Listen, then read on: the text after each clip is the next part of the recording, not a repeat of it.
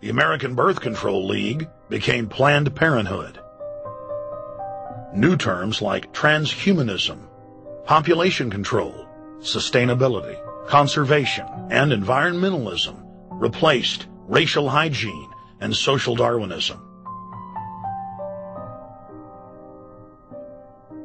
Many eugenicists of the previous period engaged in what they called crypto-eugenics, purposefully taking their eugenics beliefs underground. They became highly respected anthropologists, biologists, and geneticists in the post-war world.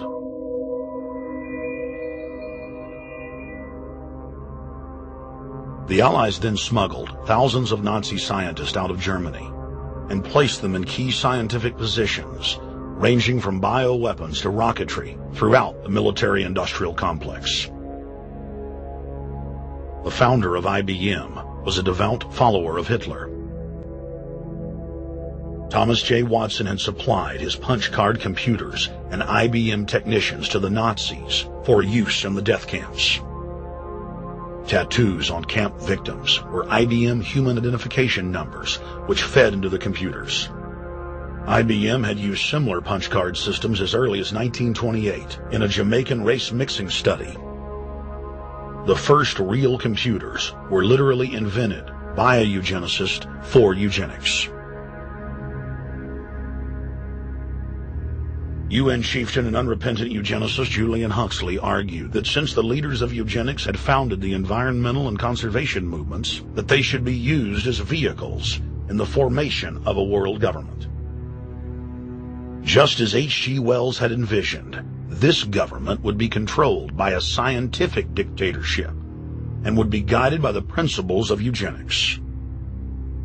Huxley created the World Wildlife Fund with Bilderberg founder and former SS officer Prince Bernhard of the Netherlands and Prince Philip of England.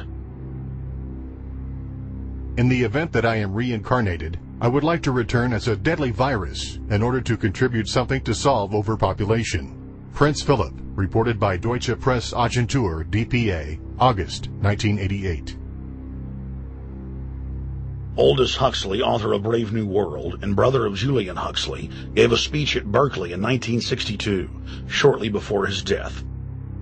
He admitted that his best-selling book, Brave New World, written in 1932, was based not on fiction, but on what the elite were actually planning to implement.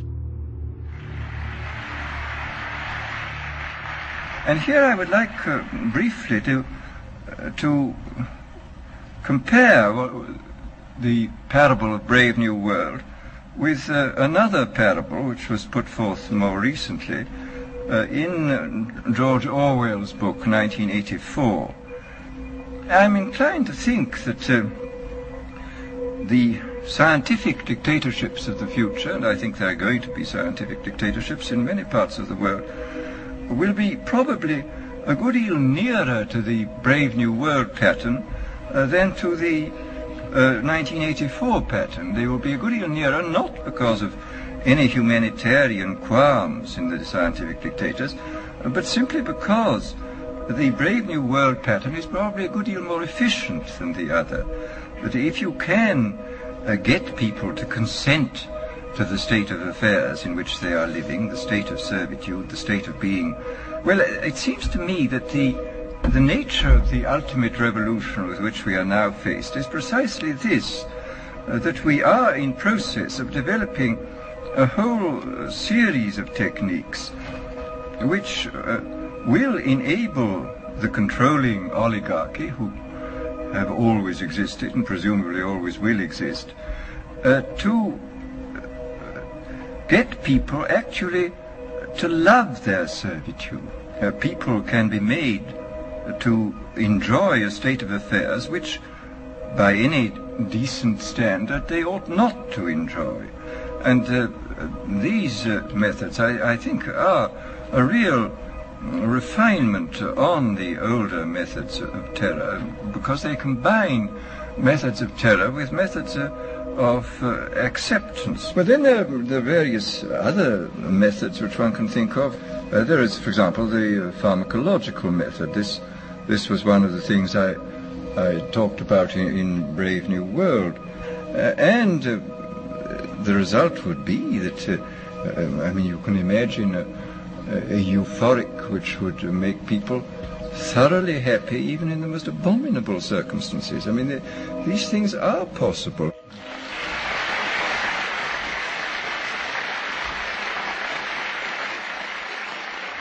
The elite have left a massive wave of destruction behind them as they cold-bloodedly experiment on civilian populations as if we are lab rats.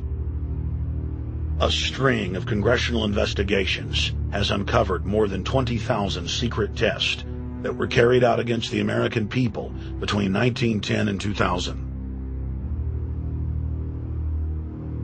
One well-known eugenics study, the Tuskegee Syphilis Project, killed hundreds of blacks and spanned 40 years until whistleblowers exposed it in 1972. From 1943 until present, the British have tested lethal nerve gas on their own personnel on land, air, and sea.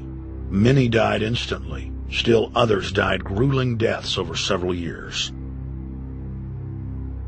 The federal government commissioned secret radiation experiments on thousands of non-consenting patients.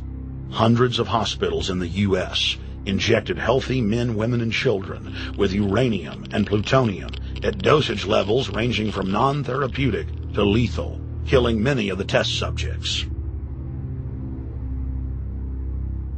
Pregnant wives of GIs were given vitamins by base doctors that actually consisted of highly radioactive uranium-239 and plutonium-241, resulting in violent miscarriages and the death of the mothers.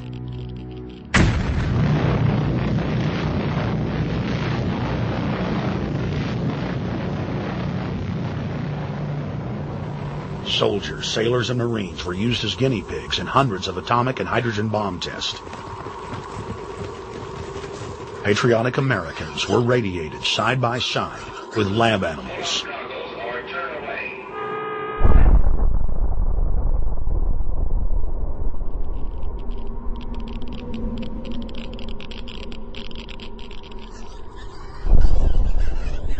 Pilots were forced to repeatedly fly through mushroom clouds of DNA-destroying radiation.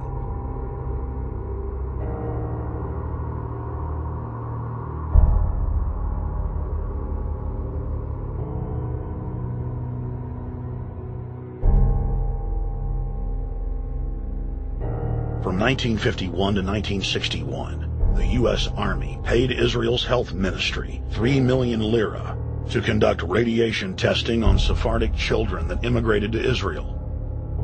The government-run public schools would tell the children that they were going to get a medical checkup and that they were receiving an X-ray.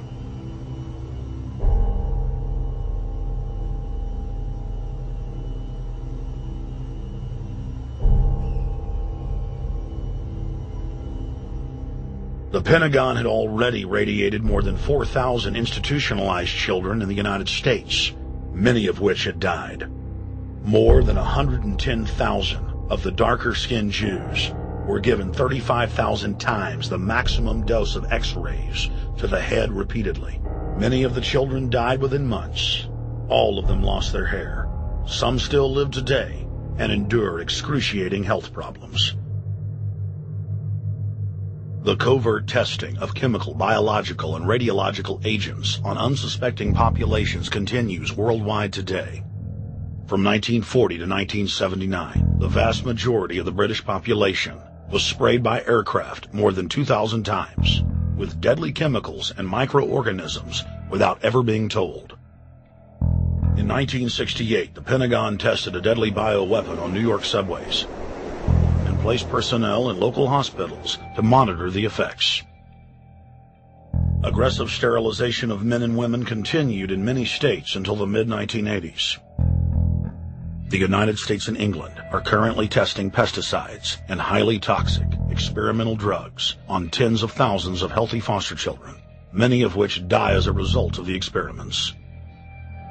Prisons across the nation have forced inmates to participate in grisly experiments, ranging from pesticide studies to having tablets of dioxin sewn into their backs.